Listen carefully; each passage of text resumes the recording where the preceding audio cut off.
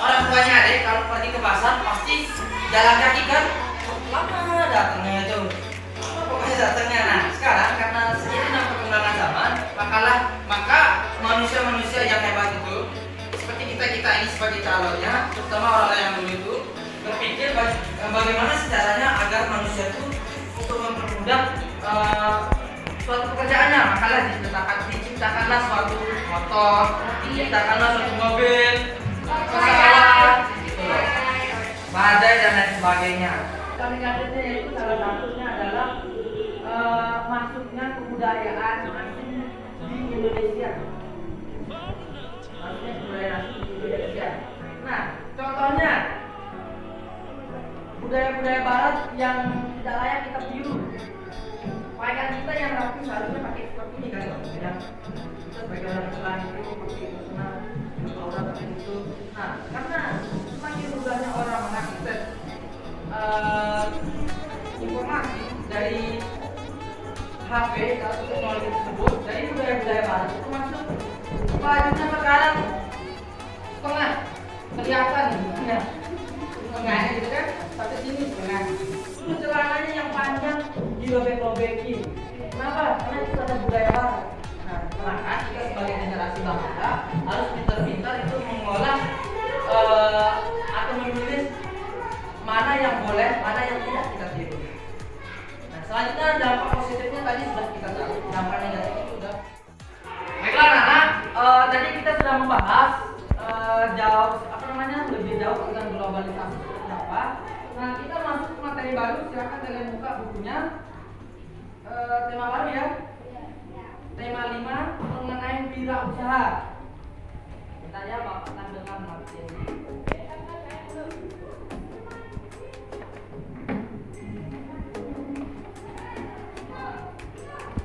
Ya. Nah, tema 5 tentang wirausaha. Subtema 1 mengenai kerja keras berbuah kesuksesan. Fokusan kita yaitu pada pembelajaran 1 mata terbarunya bahasa Indonesia, IPA dan IPS. Nah, tujuan selanjutnya pembelajaran kita di pagi hari ini yaitu pertama, untuk mata pelajaran IPA itu mampu membedakan macam-macam magnet secara benar. Nah, untuk mata pelajaran IPS itu mampu mengidentifikasi posisi dan peranan Indonesia di bidang ekonomi dalam lingkup ASEAN.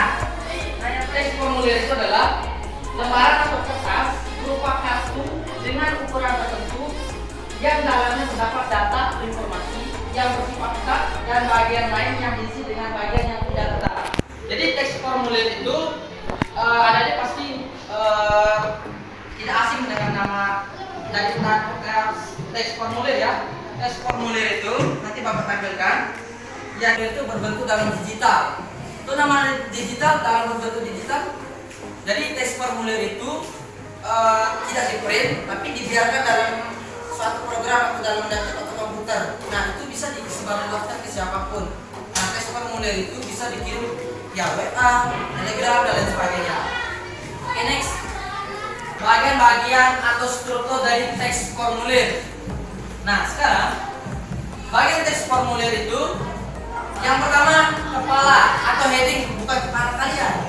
Jadi teks formulir itu nanti ada bagiannya di bagian atau kepala. Apa sih isinya di bagian kepala itu? Yang pertama, bagian ini berisi tentang nama lembaga, informasi dasar seperti nama, alamat, hingga nomor telepon. Dedek, kita lanjut.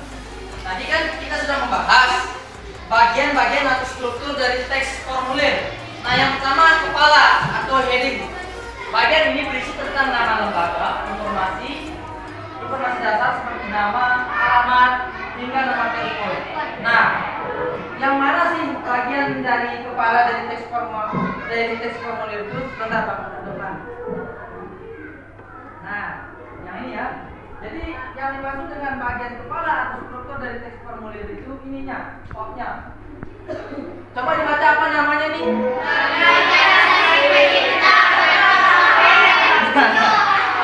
Itu adalah salah satu contoh dari teks formulir. Formulir itu di bagian penutup itu ada nama jelas dan nama lengkap, tanggal, tahun, dan tanda tangannya. Itu adalah yang dimaksud dengan teks formulir. Kira-kira di sini ada yang sudah paham atau belum? Sudah paham atau belum? Oke, bisa. Sekarang kalau memang kalian sudah paham, tidak ada yang mau bertanya? Tidak ada? Sudah jelas?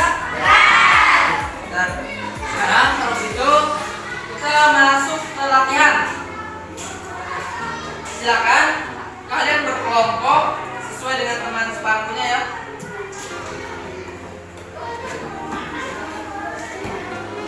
Ntar Bapak bagikan LK-nya.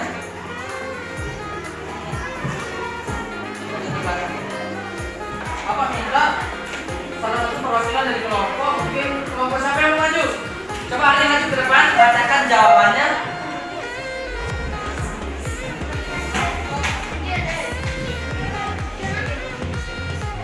Apa nama kelompoknya Arif? Sahabat Bunte. Oh ya, mantap. Luar biasa nama kelompoknya Sahabat Bunte. Oke, pintar. Lihat tuh tadi. Oke, jadi kita sudah membahas mengenai teks formulir. Jadi sudah teman-teman rata-rata kalian sudah paham mengenai teks formulir.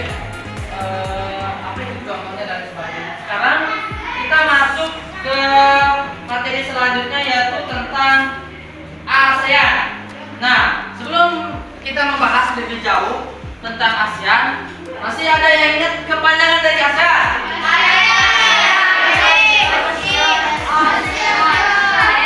Coba. Jadi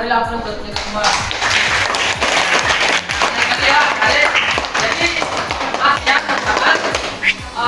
singkatan dari Association of Southeast Asian Nations atau disingkat dengan ASEAN, yang merupakan organisasi geopolitik dan ekonomi yang menghimpun negara-negara di kawasan Asia Tenggara. Nah, tujuan dari didirikannya ASEAN di sini bentuknya seperti ini diingat.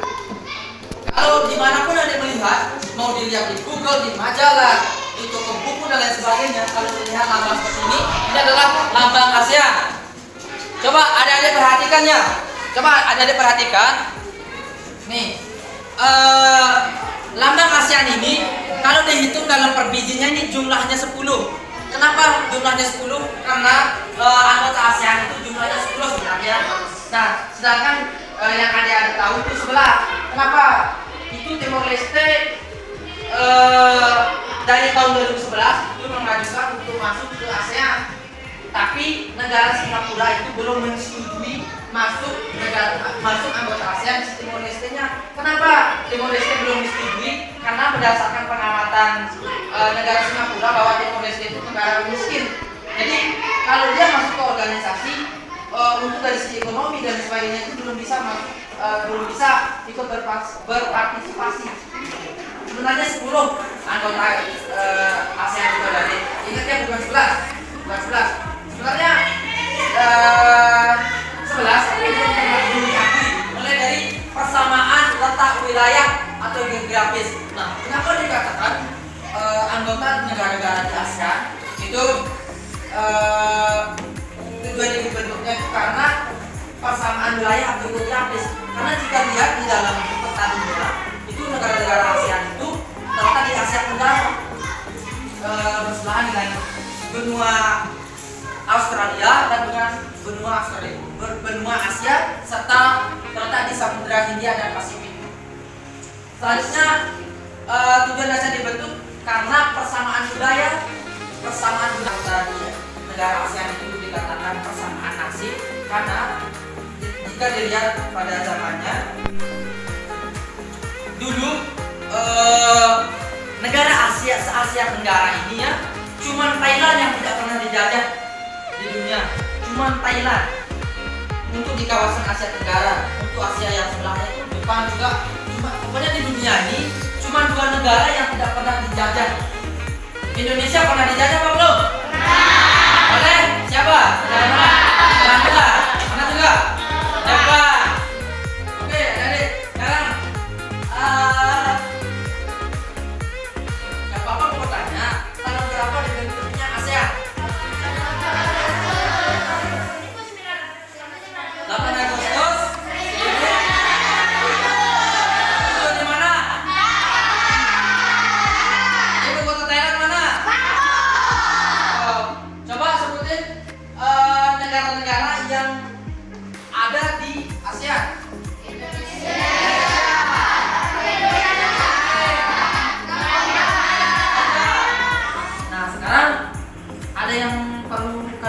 tanyakan di materi tentang ASEAN ini?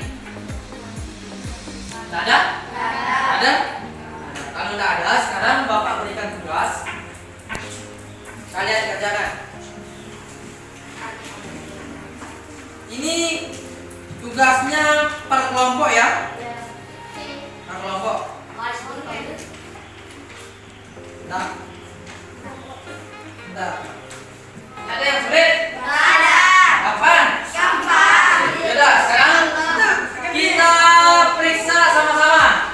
Silakan untuk soal nomor 1 Bapak bacakan. Nanti Bapak minta untuk kelompok sambal munte dibaca jawabannya ya. Soal nomor 1.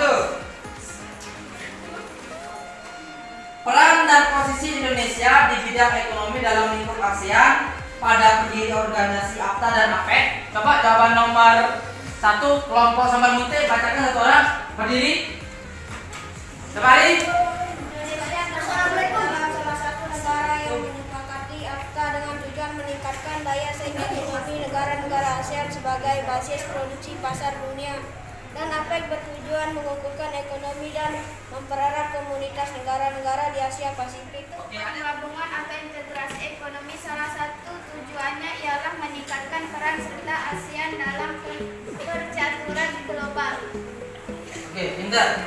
Udah ya Pak? Ada yang sama jawabannya? Oke, kita periksa sama-sama. Jadi kesimpulannya tadi kalian sudah bisa menjawab peran Indonesia dalam KTT ASEAN itu seperti apa. Jadi kelompok sambal munte berbeda, kelompok sambal kerang juga berbeda, kelompok sambal pindang juga berbeda, kelompok sambal peri juga berbeda. Itu nggak apa-apa kita berbeda, yang pasti kita tetap satu. Oke, next. Mungkin ada pertanyaan tentang ASEAN ini? Evaluasi materi pada pagi hari ini yang kita bahas dari awal itu mengenai teks formulir ASEAN. Nah, dari teks formulir tadi itu Arya masih ingat struktur dan bagian-bagiannya kita sudah bahas. Di sana ada kepala, instruksi, badan, dan penutup. Kalian itu harus ingat. Ini bukan hanya sebuah pengetahuan yang sementara, tapi ini pengetahuan untuk seterusnya kalian besok mengenai teks formulir. Selanjutnya untuk ASEAN, diingat ya bahwa anggota ASEAN itu ada 10 orang, ada 10 negara. Kalian harus hafal. Tadi kita sudah bahas. Nah, dan tanggal didirikannya ASEAN itu kalian tadi sudah tahu itu harus dihafal. Baiklah, untuk materi hari ini ada yang perlu ditanyakan lagi atau bagaimana? Sudah hafal? Sudah paham? Oke, baiklah, kalau sudah paham, kita cukupkan hari ini. Wabillahi taufiq wal hidayah. Wassalamualaikum